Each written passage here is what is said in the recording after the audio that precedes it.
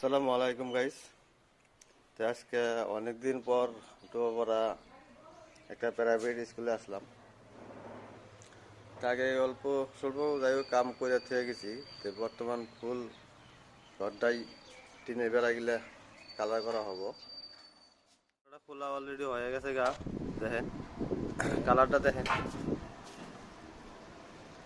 কালারটা এরকম দেখা যাবো, যেমন ফেটার বাদে সেই কালারটা সুন্দর দেখা যাবো। তো ফেটা নয় অল্প টাইম। ঠিক এইভাবে একটা লাঠি নিয়ে সুন্দরভাবে কালারটা ফেটবেন। ফেটার বাদে অনেকটা বালতিতে ঢালবেন। এইভাবে ফেটে এইভাবে বালতির মধ্যে ডাইলা নেবেন। অল্প স্বল্প কাম সবার বাড়িতেই থাকে, নিজেই করতে পারবেন অল্প স্বল্প কাম। 4 লিটারের ডিব্বা পরাই 2 লিটারের মতন ঢালা হয়েছে। দেখেন 2 লিটারে কতটুক তেল দেওয়া লাগে সেটাও দেখাবো আপনাকে। আইডিয়া করবেন কতটুক তেল পরে।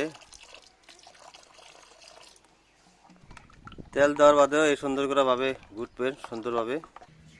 এইভাবে কাইসা নেওয়ার বাদে অল্প পাতলা, তেলের পরিমাণটা অল্প পাতলা করে মিলে সুন্দরভাবে বাড়িতে অল্প স্বল্প কাম থাকলে মোবাইলে তো ভালো যাওয়া যায়।